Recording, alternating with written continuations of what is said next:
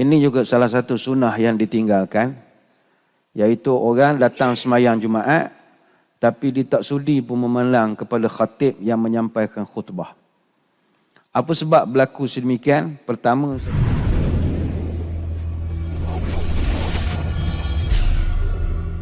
Allahu Akbar, Allahu Akbar, Allahu Akbar. La ilaha illallah wallahu akbar. Allahu Akbar walillahil hamd. Assalamualaikum warahmatullahi wabarakatuh. Bismillahirrahmanirrahim. Alhamdulillahi hamdan kathiran tayyiban mubarakan fihi kama yanbaghi li jalali wajhikal karim wa li azimi sultanik. Allahumma salli ala sayyidina Muhammadin abdika wa rasulika nabiyil ummi wa ala alihi wa sahbihi wa sallim. Nawaitu ta'alluma wa ta'lim wa tadhakkura wa tadhkir wa naf'a wal intifa' wal ifadah wal istifadah wal hatha ala tamassuki bi kitabillah wa sunnati rasulih wa du'a ilal huda wa dalalah alal khair ibtigha'a wajhillah wa mardatihi wa qurbihi wa thawabihi lillahi ta'ala. Allahumma raddina bi qada'ika wa sabirna ala balaika wa auzi'na syukra ni'maika. Ya Allah, jadikan kami redha menerima takdirmu, jadikan kami sabar menerima ujianmu, dan bimbinglah kami untuk sentiasa syukur kepada nikmatmu. Yang dihormati para pegawai dan sukarelawan Masjid Negeri Sultan Ahmad I Kuantan, seterusnya tuan-tuan guru, para alim ulama, para pencinta ilmu, muslimin muslimat, hadirin hadirat, mudah-mudahan dirahmati Allah sekalian. Alhamdulillah, kembali bertemu dalam program Minda Imam Besar yang dibawakan kepada kita oleh Pusat Kutipan Zakat, Majlis Agama Islam dan Adat Resam Melayu Pahang. Dan kita masih menggunakan pakai buku Al-Wasiyah bi Ba'di Sunani Syibhil Mansiyah, ataupun diterjemahkan kepada 100 sunnah Rasulullah sallallahu alaihi wasallam yang dilupakan. Dan alhamdulillah, buku ini yang mempunyai pelbagai bab yang disusun mengikut sunnah-sunnah dalam kategori yang berbeza. Dan kita hari ini masih lagi membahaskan tentang perkara-perkara sunat di dalam bab solat Jumaat. Dan kita pada pertemuan yang lalu, 6 hari bulan Julai, kita ada membahaskan tentang bab khatib memberi isyarat dengan jari telunjuk ketika berdoa. Ini muka surat 140. Dan kita dah pun bahaskan bahawa mengangkat tangan ketika berdoa adalah disyariatkan dalam Islam, yang disimpulkan berdasarkan riwayat Ibn Abbas kepada 3 bentuk: al-mas'alah, kemudian wal istighfar, wal ibtihal. Kita dah terangkan masalah itu mengangkat kedua tangan sebatas bahu kita, ataupun al-istighfar dengan satu jari yang menunjuk ke atas, dan al-ibtihal itu menelah tangan yang sehingga boleh menampakkan agak tinggi, nampakkan ketiak dalam perbahasan yang lalu, riwayat daripada Abu Daud. Namun walaupun kita disuruh untuk mengangkat tangan berdoa, tapi tidak disyariatkan untuk mengangkat kedua tangan ketika khutbah Jumaat, sama ada oleh imam ataupun makmum, kerana tidak dilakukan oleh Rasulullah SAW dan juga Khulafa' Ar-Rashidin. Sebagaimana kata Imam An-Nawawi, hadza fihi anna sunnah an la yarfa' yad fil khutbah wa huwa qaul Malik wa ashabana wa ghairihim. Yang sesuai dengan ajaran Rasul adalah tidak mengangkat tangan untuk berdoa ketika berkhutbah. Dan ini adalah pendapat Imam Malik, pendapat ulama Syafi'iyah dan lainnya. Tapi kita dah pun buatkan satu rumusan, kepada khatib tak payah angkat tangan, makmum tidak jadi masalah kerana mereka nak mengejar fadilat, mencari waktu mustajab untuk berdoa. Jadi perkara ini tak perlu kita perbahaskan. Tapi khatib biarlah tidak mengangkat tangan. Pagi ini kita akan bincangkan bab yang baru, masih lagi di dalam sunat-sunat di dalam solat Jumaat, sunnah yang ditinggalkan. Muka surat 142, jemaah menghadap wajah khatib semasa khatib berkhutbah. Muka surat 142. Kita bacakan dulu matannya. Menghadap wajah khatib adalah antara sunnah yang ditinggalkan. Para ulama menyebutkan beberapa riwayat tentang perbuatan sahabat bersama Nabi SAW, yang mana riwayat tersebut diperselisihkan oleh sebahagian orang. Hadis-hadis yang menjelaskan hadirin menghadap khatib semasa khutbah yang dikatakan marfu' kepada Nabi SAW, tidak ada yang disahihkan oleh para imam seperti Tirmizi dan Ibn Hibban. Namun yang sahih adalah riwayat-riwayat al-mauquf daripada para sahabat.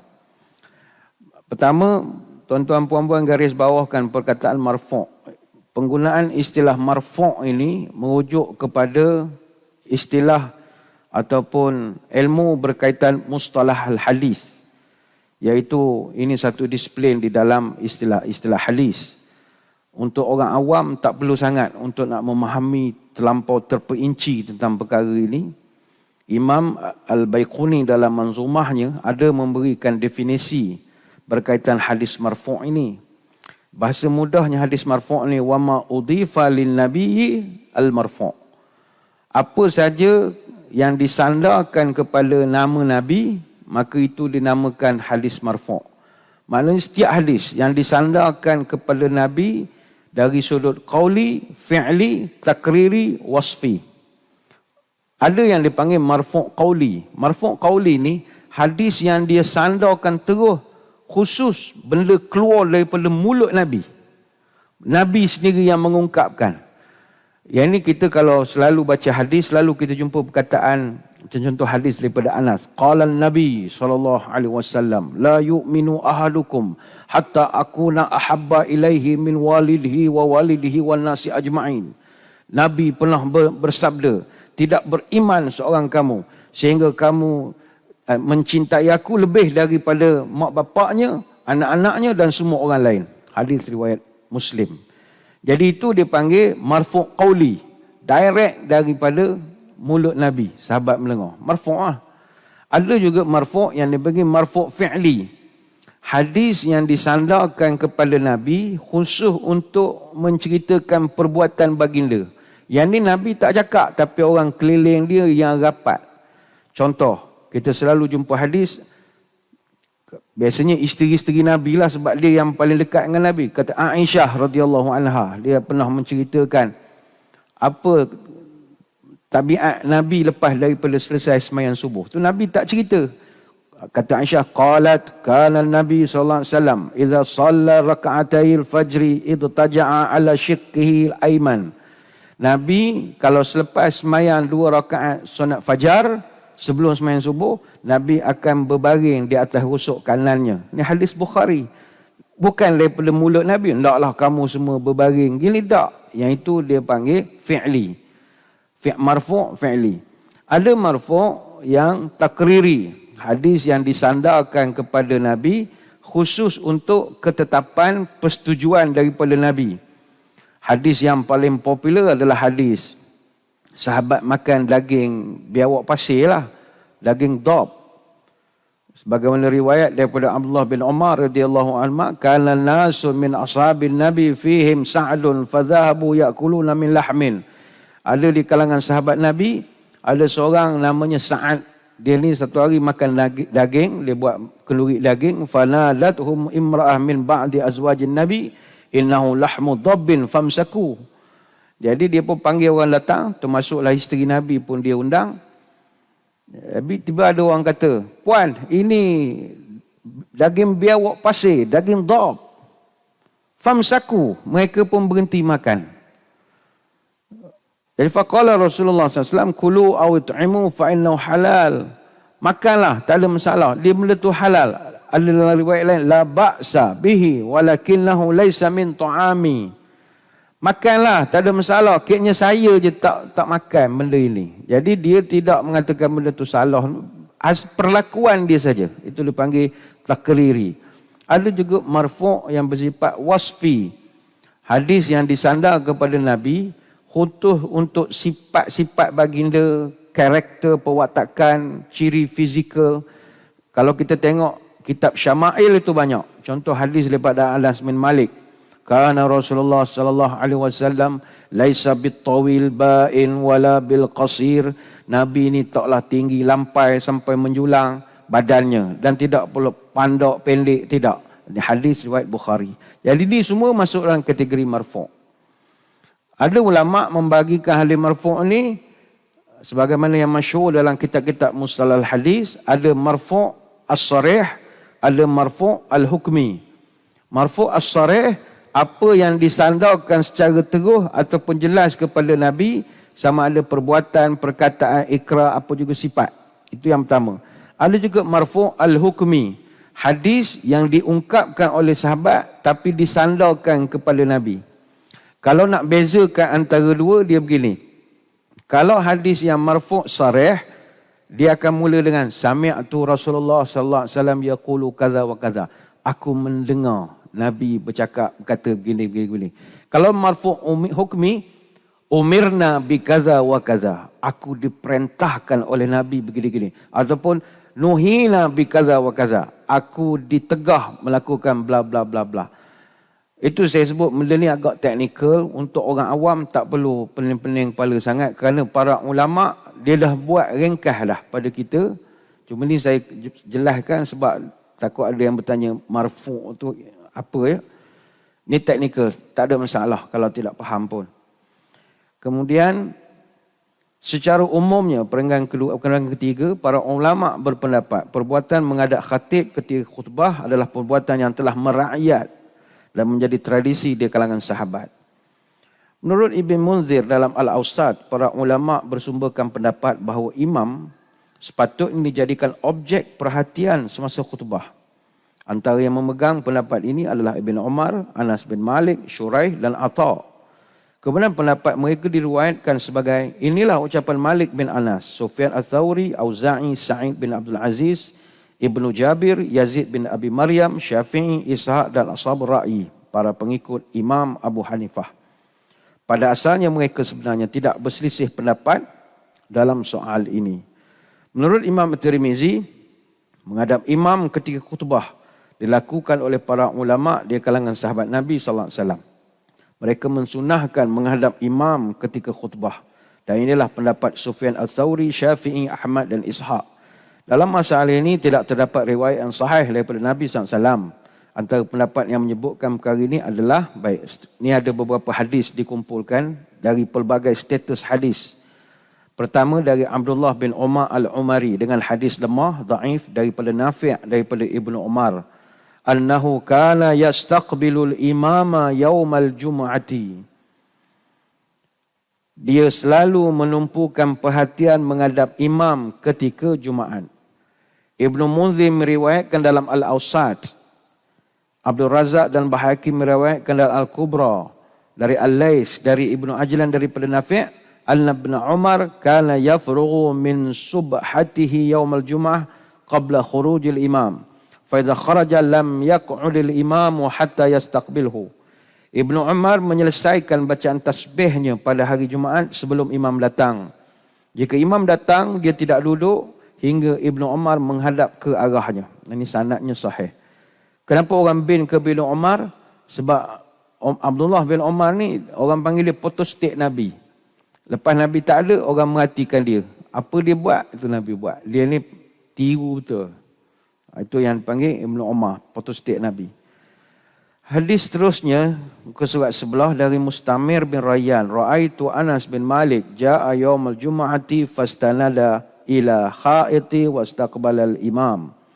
Aku melihat Anas bin Malik datang pada hari Jumaat, bersandar ke dinding menghadap imam. Seterusnya daripada Ma'mar, dia pernah bertanya Az-Zuhri berkenaan orang-orang yang menghadap imam ketika Jumaat. Beliau menjawab, kadzalika yaf'alun. Itulah yang dilakukan oleh para sahabat. Daripada Sya'bi, anna Shuraihan kana yastaqbilul imama yaumal jum'ati idza khataba wa la yaqulu hakaza wa hakaza. Shuraih dia menghadap imam semasa khutbah pada hari Jumaat dan dia tidak berkata apa-apa. Imam Bukhari sebagaimana penjelasan dalam Fathul Bari menulis bab imam menghadap jemaah dan sebaliknya jemaah menghadap imam ketika khutbah sebagaimana Ibnu Umar dan Anas radhiyallahu anhum menghadap imam. Kemudian Bukhari meriwayatkan hadis dari Abu Sa'id Al-Khudri anna Nabi sallallahu alaihi wasallam jalasa zata yaumin 'alal mimbar wa jalasna haulahu. Satu hari Nabi duduk di atas mimbar dan kami duduk di sekitarnya. Ini lafaz pada Imam Muslim. Menurut Al-Hafiz, pengarang mengambil kesimpulan daripada hadis Abu Sa'id yang dipetik daripada penafsiran atau interpretasinya. Ini bukan redaksi literal. Hadis tersebut menjelaskan para sahabat sedang duduk mengelilingi Nabi SAW semasa mendengar ucapan yang menggambarkan kedudukan mereka melihat baginda, dan ini tidak menolak penjelasan di atas tadi bahawa baginda berdiri ketika menyampaikan khutbah. Perenggan yang last, hari ini kebanyakan orang tidak menjaga pandangan mereka bukan ke arah imam semasa khutbah, bahkan mereka menoleh ke kanan dan ke kiri. Ini menghilangkan perhatian daripada isi kandungan khutbah dan tidak dapat mengambil pelajaran daripadanya. Mengarahkan pandangan kepada khatib adalah faktor yang membantu kita untuk lebih memahami apa yang disampaikan. Jadi tuan-tuan sekalian, ini juga salah satu sunnah yang ditinggalkan, iaitu orang datang sembahyang Jumaat tapi dia tak sudi pun memandang kepada khatib yang menyampaikan khutbah. Apa sebab berlaku sedemikian? Pertama, saya melihat jemaah ni memang tidur. Masa hari Jumaat, ramai tidur. Ngantuk masa khutbah Jumaat ni memang, saya ingat satu dunia lah, bukan masjid negeri, satu dunia.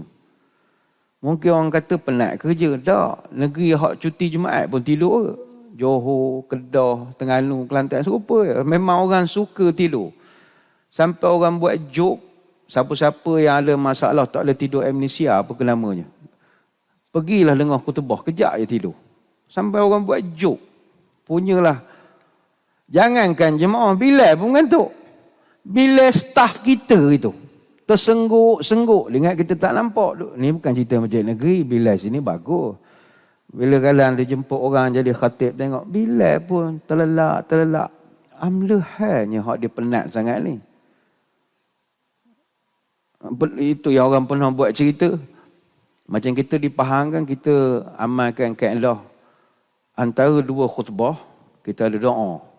Khutbah pertama, imam duduk, khatib duduk, bilal akan baca doa. Banyak tempat dah tak buat lah. Kita masih lagi buat. Itu sampailah perbahasannya nanti kenapa kita buat. Ketika dia berdoa, orang aminkan lah. Amin apa semua. Pernah berlaku satu kes bukan di masjid sini. Bilal itu masa khutbah pertama tidur. Tidur betul. Tertunduk betul. Bila imam habis khutbah pertama, dia duduk. Nak suruh ke Bilal baca doa. Orang tengok Bilal tidur. Tepuk peha, bangun, komat selalu. Punyalah tidur betul. Bukannya dia ngantuk, bedak, memang tidur betul. Tapi kadang kita tak boleh salahkan jemaah. Antara faktor yang menyebabkan ahli Jumaat ini tidak mendengar khutbah, ni ada dibuat kajian akademik. Orang universiti datang buat kajian. Pertama, faktor fizikal. Letih, lapar, kurang selesa, duduk bersila dalam keadaan masjid yang sesak, sistem berbesar suara yang boring. Jadi orang jadi tak berapa nak mendengar khutbah. Mengantuk tu salah satu faktor ya. Yang kedua, faktor mental. Mental ni daripada sudut tengah kusuk, ada masalah, ataupun kita tak faham bahasa khatib. Macam kita ada jemaah Nepal, Bangladesh. Ingat dia faham ke apa kita cakap di depan. Tapi kita pun bila pergi mendengar khutbah di masjid India ke masjid Pakistan, kita pun tak faham juga. Tapi dia akan menjadikan orang jadi malas nak mendengar lah. Yang ketiga dari sudut emosi. Orang yang tengah ada konflik jiwa, rasa berlepas kelahi dan macam-macam. Dan yang keempat, faktor rohani. Rohani ni ialah dalaman dia lah. Dia memang tak selesa duduk di masjid lama-lama. Dan benda ni juga ada kaitan dengan teori komunikasi. Dia dalam komunikasi ada dua jenis pendengar. Apa-apa komunikasi lah kita secara individu ke dengan orang ataupun dalam public speaking ke, dia mesti ada dua jenis pendengar. Kalau konteks mendengar khutbah Jumaat, kita ada pendengar aktif, kita ada pendengar yang pasif. Atau perbezaan yang ketara kita panggil, satu listening, satu hearing. Itu lain. Listen and hear, dua perkara yang berbeza. Dalam konteks khutbah Jumaat, sebahagian besar jemaah dia menjadi pendengar yang pasif. hearing saja. Sebagian kecil saja yang menjadi pendengar yang aktif, listening. Macam tuan-tuan puan-puan, macam kita hak berceramah, kita boleh cam jemaah yang datang itu hearing ke listening. Kalau dia hearing, nampak dia punya kesungguhan. Ambil nota, nampak dia tu. Kalau dia listening, syarat datang je lah, jangan tak datang. Listening dulu. Penceramah tu kitab usah cerita lah penuh atas meja. Dia lenggak. Dia listening. Oh gini, okey. Alright, okey. Dia listening. Bukanlah dia tak dengar langsung. Perbeza antara listen dengan hear. Sebab itu dalam konteks khutbah, kita selalu dalam kursus-kursus khutbah pesan pada khatib. Kalau khutbah kita bagus, orang akan tengok kita. Punca khutbah kita orang tak sudi nak melengok, orang menyampah. Sebab 70% keberkesanan khutbah adalah pada kewibawaan khatib. 30% saja konten. Orang bukan peduli konten sangat. Isi kandungan, masuk kanan keluar kiri, dia melenggang apa yang dia bukannya dengar pun kita cakap. Tapi orang figura yang menyampaikan khutbah itu 70%. Sebab itulah jumhur ulama sepakat dan bersependapat bahawa mengeraskan suara ketika khutbah adalah sunnah Nabi sallallahu alaihi wasallam. Cuba tengok khutbah sekarang berapa banyak. Sidang jemaat yang dirahmati Allah sekalian. Tu kalau teh COVID sangkut agak batuk, banyak batuk pada khutbah. Ni contoh, bukanlah marah orang batuk, tidak. Kata Jabir bin Abdullah, kana Rasulullah sallallahu alaihi wasallam idza khataba ihmarrat ainahu wa ala sautuhu washtadda ghadabahu hatta ka'annahu munziru jaish yaqulu sabbahakum wa massakum. Para sahabat mengatakan bahawa Nabi kalau khutbah merah mata. Maknanya serius. Merah mata, suara dia tinggi. Nampak emosi dia. Seakan-akan, kata sahabat, Nabi sedang memberi taklimat kepada pasukan perang. Seolah-olahnya, ni hadis riwayat Muslim. Khatib kita, ni contoh kalau ada melengok kecil hati pula. Ada hak buat kelakar pun ada. Ada ke khutbah buat kelakar? Mengaji di mana? Bukan tidak berlaku. Berlaku satu kes, kita dapat laporan dulu. Khatib tak baca teks, dia ulasnya cara dia. Lepas tu dia nyanyi lagu yang Daud Kilau dalam khutbah. Tuan-tuan sekalian, janganlah kita terlibat dengan judi. Kalau sudah gila judi, RM1. Ni khutbah ni. RM2. Mengaji di mana? Oh, kita nak bagi makmum tarik perhatian. Bukan begitu cara. Ini bukan ceramah, khutbah. Ada garis padan yang besar antara khutbah dengan ceramah forum perdana, sembang santai forum duha, tak sama. Khutbah dia ada disiplin dia. Walaupun niat nak bagi orang perhatian. Kalau nak bagi orang perhatian, baik turun daripada mimbar, cakap seorang-seorang. Alik daripada mana? Okey, buat selamat, baik buat begitu. Buat macam ceramah motivasi. Okey, angkat tangan semua belah kanan, pegang cuping kanan, buatlah begitu. Tak boleh. Dia ada law. Maka wibawa khatib itu yang menyebabkan orang jadi nak memandang. Isi juga mustahak 30%.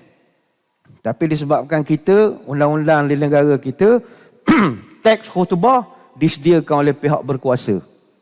Tak ada masalah. Kalau kita baca teks itu pun, tak adalah benda sangat pun. Dia menempatilah, dia dah susunkan ikut rukun-rukun. Tak ada masalah.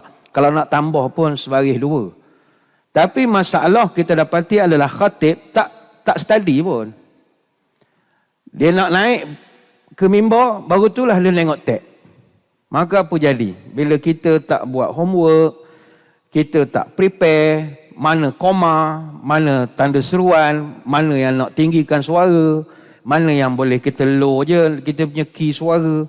Disebabkan teks itu orang luar baca, sedia, dan kita tak prepare, menambahkan lagi jemaah, lagi malas nak menengok. Toh benda-benda. Ada sebuah masjid, Sebab sekarang teks khutbah Jawi. Sebab kita kan nak memperkasa Jawi. Dia pun baca. Sidang Jumaat sekalian.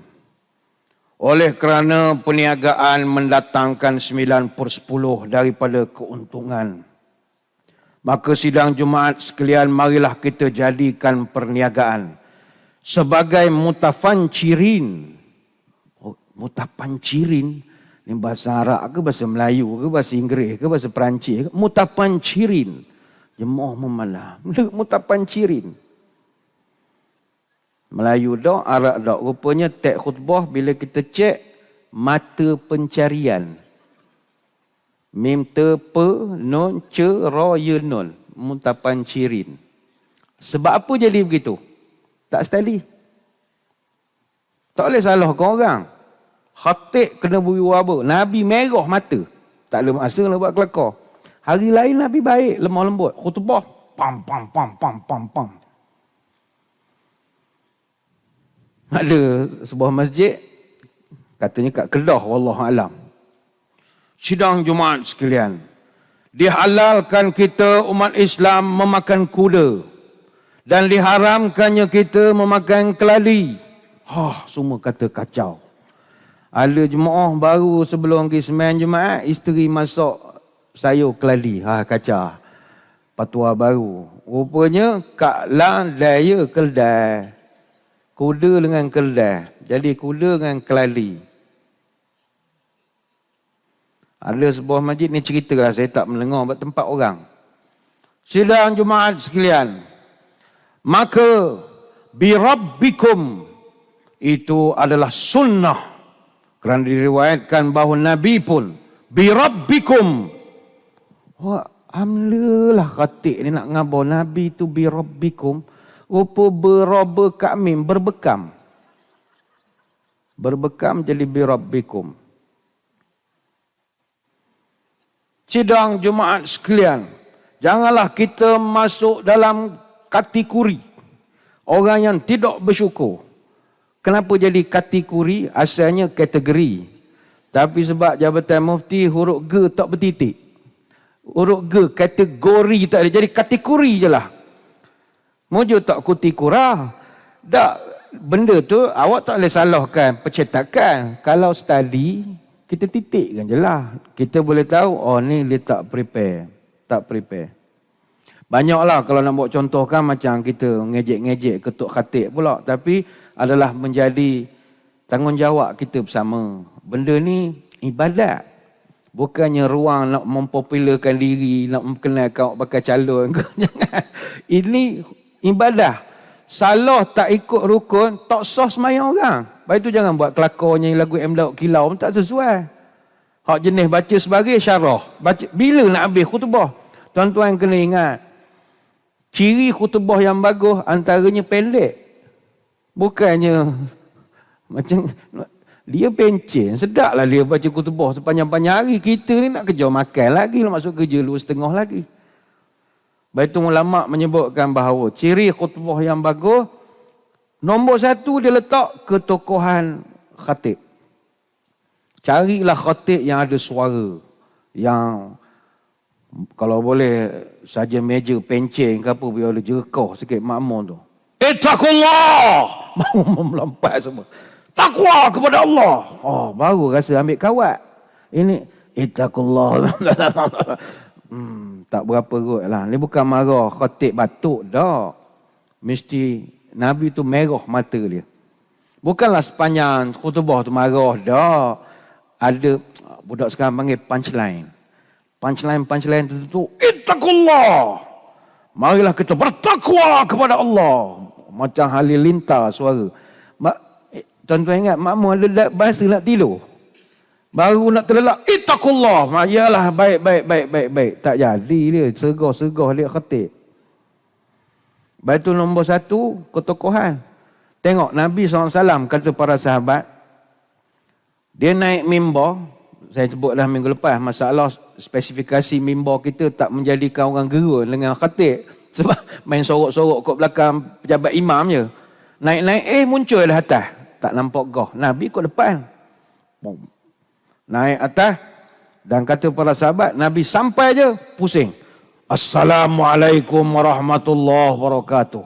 Orang pun wow, baru nampak dia punya goh dia tu nampak. Kata Jabir bin Abdullah anna Nabi sallallahu alaihi wasallam kana idza sa'ida al-mimbar sallama. Nabi bila dia naik atas mimbar, dia pusing, dia terus beri salam. Ni hadis Ibnu Majah. Macam mana rupa mimbar Nabi? Hal ini disebutkan dalam banyak hadis-hadis yang sahih menerangkan spesifikasi mimbar Nabi. Sebab itu JKR kalau nak lukis mimbar, tanya juga dengan agamawan. Sebab kita ada kitab, dia ada kepakaran, technical. Kena tanya juga. Ni untuk nak ekstra pahala. Mimbar duduk atas eskalator pun boleh. Panjat atas tingkat luar pun okey. Tapi nak ikut sunnah. Kata Ibn Abbas, wa kana mimbarun Nabi sallallahu alaihi wasallam qasirun innama huwa thalathu darajatin. Mimbar Nabi rendah. Mimbar baginda hanyalah 3 mata saja. 3 tingkat saja. Dalam hadis lain disebutkan mimbar Nabi itu 2 tingkat. Yang ketiga tu tempat Nabi duduk. Ini riwayat daripada Ibnu Khuzaimah. Kalau kata Sa'id bin Yazid radhiyallahu an, kana nidaa yaumal jumu'ah awwaluhu idza jalasa al-imam 'ala al-mimbar 'ala ahli Nabi sallallahu alaihi wasallam wa Abi Bakr wa Umar. Dulu azan yang pertama pada hari Jumaat ketika imam dah duduk di atas mimbar. Itu zaman Nabi, zaman Abu Bakar, zaman Umar. Falamma kana Utsman radhiyallahu anhu wa kathara an-nasu zala an-nida' thalithu 'ala zawra. Zaman Utsman orang Islam makin ramai, dia tambah azan ketiga, dia buat di Zawra. Qala Abu Abdullah az-Zawra maudi'un bisuqi bil Madinah. Zawra itu adalah satu pasar dekat dengan Madinah. Ini hadis riwayat Bukhari. Jadi nombor satu ketokohan. Baru orang akan berikan perhatian. Yang kedua saya sebut tadi, khatib jangan nak syok sendiri. Jangan syok sendiri. Khutbah mesti pendek, tapi semayang dipanjangkan. Ini sunnah. Awak terbalik. Khutbah jela-jela, semayang izajar. Mana boleh? Semayang pendek pada khutbah. Ini saya sebut yang ikut sunnah. Yang ikut sunnah. Yang kita tinggalkan. Kata Ammar bin Yasir, inna tula salati rajuli wa kisara khutbatihi ma'innatun min fikhi. Sesungguhnya panjangnya semayang, pendeknya khutbah itu tanda kefakihan seseorang. Ini hadis riwayat Imam Muslim. Ma'innatun ni maknanya ciri-ciri special yang ada pada orang, dia ada kebijaksanaan. Bila Nabi sebut lagi, fa'atilus salata wa qusurul khutbata wa inna minal bayani la sihran. Maka panjangkanlah semayang Jumaatmu, pendekkanlah khutbahmu. Sesungguhnya di antara untaian kata yang indah itu ada penarik bagi orang, la sihran, bagaikan sihir, kata Nabi. Jadi semuanya atas kita. Atas kita. Tapi bukanlah kan ada pula yang ambil separuh-separuh huraian ini. Oh bolehlah baca ayat panjang-panjang dalam semayang. Lah Ustaz khabar boleh panjang? Tak. Yang dimaksudkan dengan memanjangkan solat adalah batasan bacaan yang tidak masuk dalam kategori yang dimarah oleh Nabi. Sebagai contoh, Nabi kalau solat Jumaat, dia membaca surah Al-Jumu'ah dan juga surah Al-Munafiqun. Sebagaimana dijelaskan dalam riwayat Muslim daripada Ibnu Abbas dan daripada Nu'man bin Bashir. Kana Rasulullah SAW yaqra'u fil idaini wa fil jum'ati. Nabi baca sembahyang raya dan juga sembahyang Jumaat dengan apa? Sabbihisma rabbikal a'la. Kemudian wa hal ataka hadithul ghashiyah. Jadi surah Al-A'la, surah Al-Ghashiyah. Itu hadis riwayat Imam Muslim dan juga Abu Daud. Begitu juga kata Ummu Hisham binti Harithah. Dia mengatakan ma akhaztu qaf wal Qur'anil Majid illa an lisani Rasulullah sallallahu alaihi wasallam yaqra'uha kullu yaum Jumu'ah 'alal mimbar idza khataban nas. Aku belajar surah Qaf wal Qur'anil Majid daripada mulut Nabi, yang mana Nabi selalu bacakan pada hari Jumaat di atas mimbar ketika khutbah.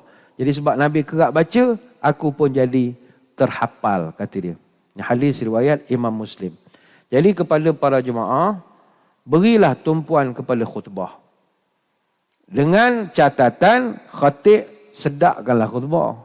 Kalau khutbah tak sedap, nak paksa orang memandang pun orang malas juga.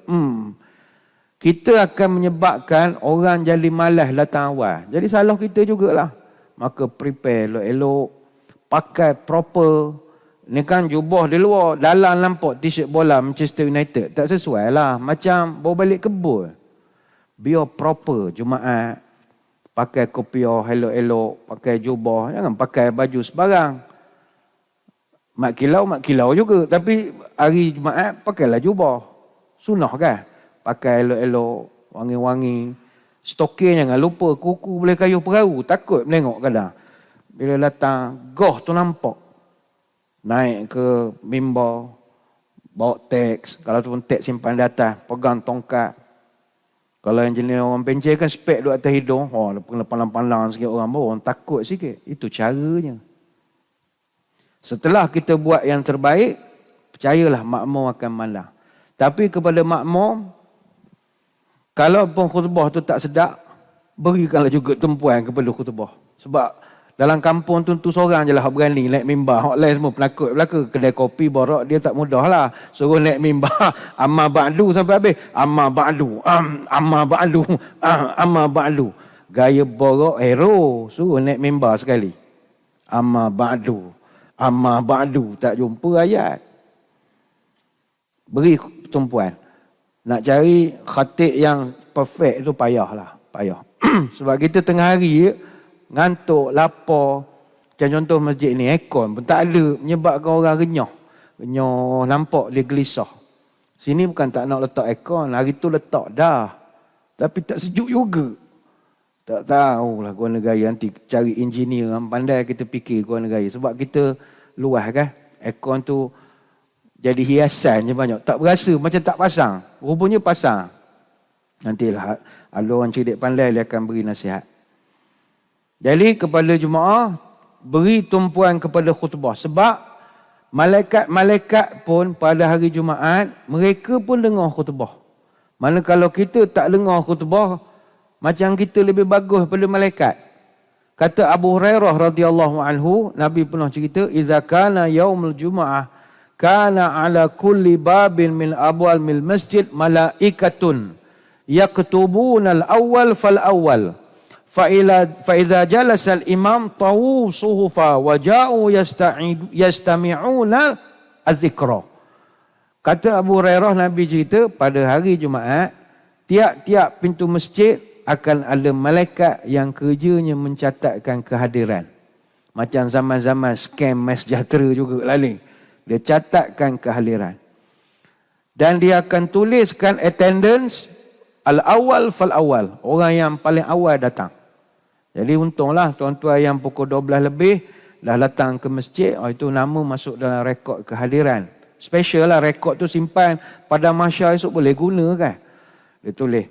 Tetapi faiza jalasal imam, bila khatib duduk saja atas mimbar, naik atas mimbar, mereka akan tutup buku attendance. Siapa yang datang lepas pada khatib naik, tak ada attendance lagi. Datang lambat tu sengaja lambat lah. Kalau lambat kerana parking payah ataupun ada hal kecemasan, tak boleh nak datang awal, cerita lain. Ini memang saja duduk pejabat dekat-dekat masjid ni. Lambat lagi. Berdoa imam bawa ibadah Allah kan bawa kita pergi. Dia memang sengaja melambatkan. Komat kan bawa kita pergi. Lekat je semayang kat tangga. Memang dia sengaja melambatkan. Yang itu tak ada markah kehadiran. Dia datang tapi pancikat merah. Dan Nabi sebut, bila mimbar itu dinaiki oleh khatib, tawawu suhfa, dia tutup buku attendance. Apa dia buat? Waja'u yastami'una zikrah. Dia akan datang duduk paling depan mendengar khutbah. Itu kerja malaikat. Ini hadis riwayat Imam Muslim. Jadi dengarlah khutbah. Kata Imam An-Nawawi, dengar itu bukan sekadar dengar, iqbalul qalb wal jawarih alal khutbah. Jemaah mesti konsentrate dua perkara. Hati dan anggota badan. Hati dan anggota badan. Hati mesti fokus, anggota badan juga fokus. Termasuk dalam perbincangan kita pagi ini, mata kita mesti fokus. Ada seorang ulama terkenal dalam mazhab Hanafi nama Ibnu Hammam. Dia mengatakan, yuhramu fil khutbah al-kalam wa in kana amran bil ma'ruf atau tasbihan wa akl wa syarab wa kitabah. Diharamkan ketika mendengar khutbah itu kita bercakap. Walaupun cakap hal kebaikan. Cakap hal bisnes tak payah cerita lah. Cerita hal kebaikan. Amar ma'ruf nahi munkar misalnya. Atau bertasbih. Orang khutbah dia berzikir. Subhanallah, subhanallah, subhanallah, subhanallah. Ataupun makan. Ini melampau sangat. Makan. Baik tu kami orang berniaga luar, kita selalu pesan. Awak bila orang dah nak start khutbah, tutup kedai. Awak jual lagi barang, minggu depan awak tak boleh niaga. Sebab ni law, undang-undang. Ini sedap. Kita khutbah di atas dia makan cendol. Contoh cendol, bukan marah kau berniaga cendol. Tak. Puan-puan makan. Cerita hal bola, cerita hal bisnes, tak eli. Ni Azmain Jumaat. Tak boleh makan, tak boleh minum, ataupun menulis. Dia khutbah Jumaat, jangan rajin telajak. Siap bawa nota. Oh, okey. Pertama, pergerakan banyak sangat. Sebab dia mestilah iqbalul qalb wa jawarih. Hati dan anggota. Semua kena fokus kepada khatib. Jadi nombor satu, jemaah, jangan bercakap. Hadis kata Salman Al-Farisi, Nabi pernah cerita, yang ini kalau kita dapat buat besar fadilatnya. Nabi sebut, la yaghtasilu rajulun yaumal jum'ah wa yatatahharu mastata'a min tuhrin wa yaddahinu min duhnihi aw yamassu min tibi baitihi thumma yakhruj fala yufarriqu baina snaini thumma yusalli ma kutiba lahu thumma yunsitu idza takallama al-imam illa ghufira lahu ma bainahu wa bainal jum'atil ukhra. Nombor satu Nabi sebut, siapa yang mandi sunat hari Jumaat, sekadar yang dia mampulah. Kalau dah pergi kerja, pejabat pun tak ada tempat mandi yang proper, setakat dia mampulah. Yang kedua, memakai minyak dan wangi-wangian. Makai wangi-wangi. Kemudian pergi ke masjid.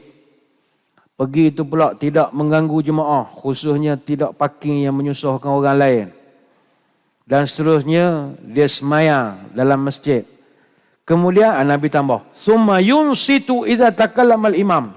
Kemudian dia diam ketika khatib atau imam menyampaikan khutbah. Kalau dia boleh buat benda ni, apa kata Nabi? Maka dia akan diampunkan segala dosa-dosanya antara Jumaat hari ini sampai Jumaat minggu depan. Hadis Bukhari. In advance dia punya pengampunan dosa. Kalau dia buat dosa. Hadis riwayat Al-Bukhari. Hatta kata Abu Hurairah, idza qulta li sahibika yaumal jum'ah ansit wal imamu yakhtub faqad laghauta. Kalaulah ketika hari Jumaat dengar khutbah, makmum sebelah bercakap, alhamdulillah nama tu imam ni. Lama dah semayang di sini. Ada jenis orang kaki borok. Panas masjid ni ya. Siapa nama Bilal tadi? Kita ni dengar khutbah. Tiba-tiba kita hamun. Kita pun kata pada ansit. Shh, diam. Jangan cakap khutbah. Wal imamu yakhlub. Dan masa tu imam tengah khutbah. Faqad laghauta. Maka awak dulu sekali larau. Dulu sekali tak ada markah. Yang apa makna larau ini? Next esok kita akan bincangkan. Apa makna makmum datang, semayang tu pahala semayang zuhur je. Dia ada banyak kategori. Antara sebab utamanya derhaka dengan khatib lah. Jangan lawan khatib. Khatib ni besar. Khatib yang tak menyanyi lagu Emlauk Kilau lah. Dalam Emlauk Kilau tu lawan kan je. Kalau dia ikut law, kita kena ikut dia. Hatta kita kata, shh, diam, orang khutbah pun tak boleh. Baik tu, bila sebelum khutbah, kena buat announcement. Taklimat keselamatan. Taklah kita diam, siapa yang mengata maka larah lah dia. Memang tak boleh. Kenapa tak boleh Ustaz? Law. Ini peraturan. Law dia. Ada orang tanya, memang tak boleh bercakap langsung ke Ustaz? Tak boleh. Habis kalau khatib sebut, Rasulullah sallallahu alaihi wasallam takkan nak liang. Salah ke kami sallallahu alaihi wasallam? Tak boleh ke ustaz? Ataupun dia berdoa, Allahumma bil muslimin wa sallam amin. Tak boleh ke ustaz? Ataupun tengah-tengah tu orang sebelah pakai mah acim. Alhamdulillah. Sudah. Aku dengar orang khabar kalah berisih kena doakan pula. Nak doa ke tak? Ataupun alamak tak boleh alhamdulillah ke tak? Kata tak boleh cakap. Benda ni kena satu-satu kita telitikan. Kalau selawat misalnya orang khatib tersebut, sesungguhnya Rasulullah sallallahu alaihi wasallam, kita pun sallallahu alaihi wasallam. Baik, para ulama khilaf kepada 3 pendapat. Yang ini kita boleh rujuk dalam Al-Majmu' Syarah Al-Muhadzab. Pertama, ada ulama mengatakan makruh. Jadi kalau ada ustaz-ustaz yang garang kata benda ni tak boleh, ada sebabnya. Bahkan sebaiknya ada yang mengatakan makruh ni tidak perlu kita berselawat. Dan ini adalah pandangan ikhtiar daripada Imam Ibn al-Munzir. Begitu juga pendapat Imam Abu Hanifah dan juga Sufyan Ats-Tsauri. Jadi ada premisnya, ada hujahnya lah. Ada pula ulama yang mengatakan harus sekiranya kita mengungkapkan selawat itu dengan perlahan. Maknanya jangan buat macam majlis maulid pula. Rasulullah sallallahu alaihi wasallam. Oh, semangatnya. Jangan begitu. Ini majlis khutbah. Dia sallallahu alaihi wasallam. Boleh. Mazhab Hambali dan mazhab Maliki mengatakan sunat dia berselawat secara perlahan dengan tidak mengangkat suaranya. Qadi Abu Taib daripada Syafi'iyah, ini mazhab Syafi'i, juga mengatakan hukum makruh angkat suara kerana menyebabkan putusnya istima'.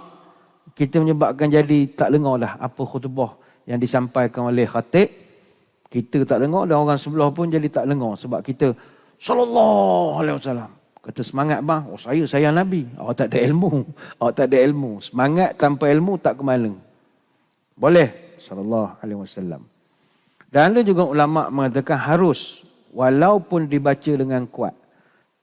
Tapi ada juga pandangan-pandangan yang lain-lain. Cuma kalau pandangan rajih dalam mazhab kita, mazhab Syafi'i, harus untuk orang tu menguatkan suara asalkan tidak mengganggu kepada orang. Tidaklah kuat sampai menjerit tapi dengar jugalah. Macam biasa-biasa tuan-tuan buat itulah. Macam kami baca khutbah. Rasulullah SAW. Adalah dengar. Tu dengar. Okey lah tu. Tak adalah menjerit. Macam dengar lagu. Hanana. Allah. Tak ada. Begitu okey lah. Sebab mereka pegang kepada ayat Quran. Surah Al-Ahzab ayat 56. Inna Allah wa malaikatahu yusalluna ala nabi. Ya ayyuhalladzina amanu sallu alaihi wa sallimu taslima. Allah dan malaikat pun selawat pada Nabi. Awak siapa tak selawat pada Nabi? Allah dan malaikat pun selawat. Tapi kalau di sisi Imam An-Nawawi, hukumnya cukup diharuskan saja. Ini maknanya selawat boleh, tak selawat pun boleh. Tak jadi masalah. Ini berdasarkan zahir pandangan yang diungkapkan oleh Imam An-Nawawi dalam Rawdatul Talibin. Bahkan lebih utama, dia mengatakan lebih baik mendengar khutbah. Jadi daripada kepelbagaian pendapat ini, macam mana nak buat kesimpulan? Kita buat simpulan begini. Kita cenderung kepada pendapat bahawa berselawat, mengangkat suara ketika selawat, semasa khatib sedang berkhutbah dan dia menyebut nama Nabi adalah diharuskan. Jadi tak payah kelahi-kelahi. Harus sebutlah, tak ada masalah. Namun begitu, hendaklah dielakkan membaca dengan terlalu kuat sehingga boleh mengganggu orang lain, kerana dalam mengangkat suara ulama sepakat tak membenarkan. Tapi sebab ni selawat Nabi pula, jadi macam ada pengecualian sedikitlah. Dalil tadi innallaha malaikatahu yusalluna 'alan nabi. Cuma jangan lebih sangat. Timbul ke persoalan, Ustaz, kalau tak boleh cakap langsung, aminkan doa pun tak boleh lah ya? Amin. Amin. Baik. Kalau orang tanya, aminkan doa ni boleh ke tidak? Syekh Abdullah bin Abdul Salam bin Salah Ali Bassam, dia ada menyebutkan dalam kitabnya Taisir Al-A'lam Syarah Umdatul Ahkam, mengaminkan doa khatib itu dibenarkan. Tak ada jadi masalah. Apa sebab? kita melihat begini. Dibolehkan mengaminkan ketika imam berdoa semasa khutbah kerana termasuk dalam umum ada arahan perintah untuk mengaminkan doa. Ada arahan umum.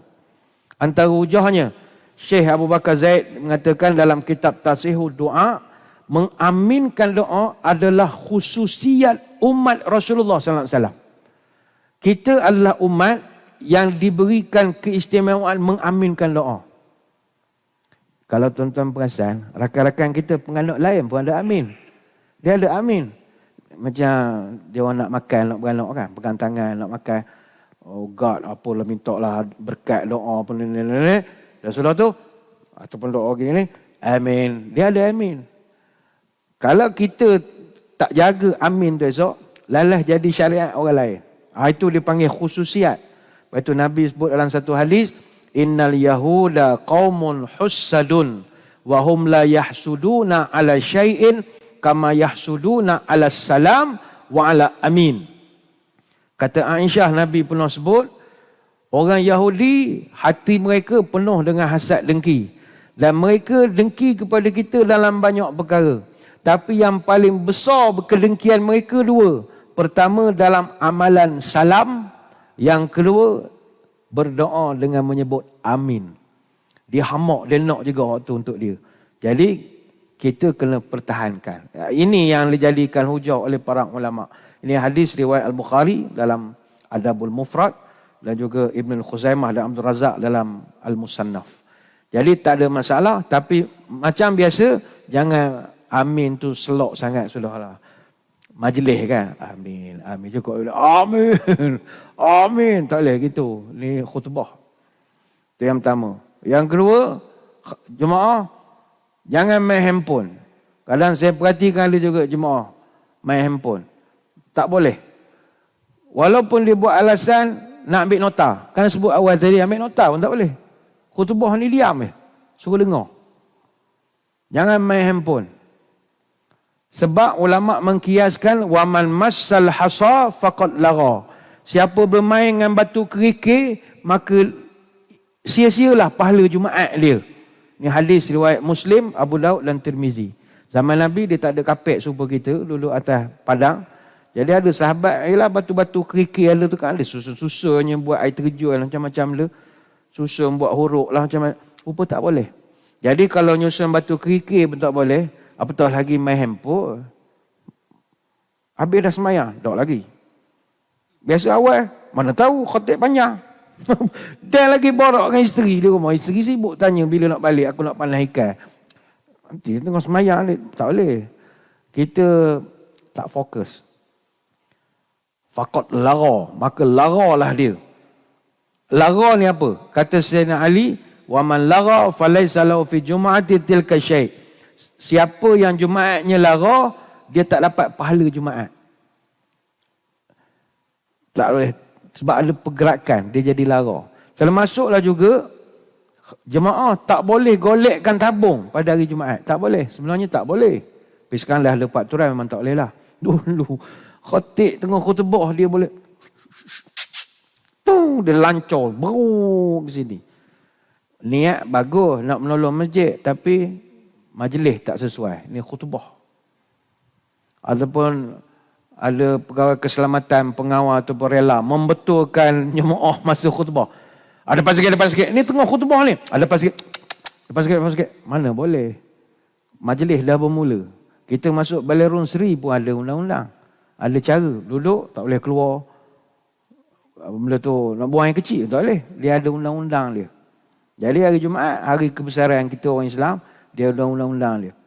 Tak boleh juga ketika khutbah tu bersalam. Tak boleh. Awak lambat-lambat lah. Janganlah masuk salam semua orang.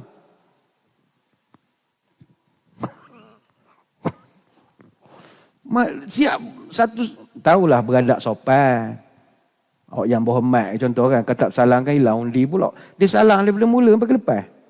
Tak boleh. Khutbah dah start. Semayang tepi tangga dah lah.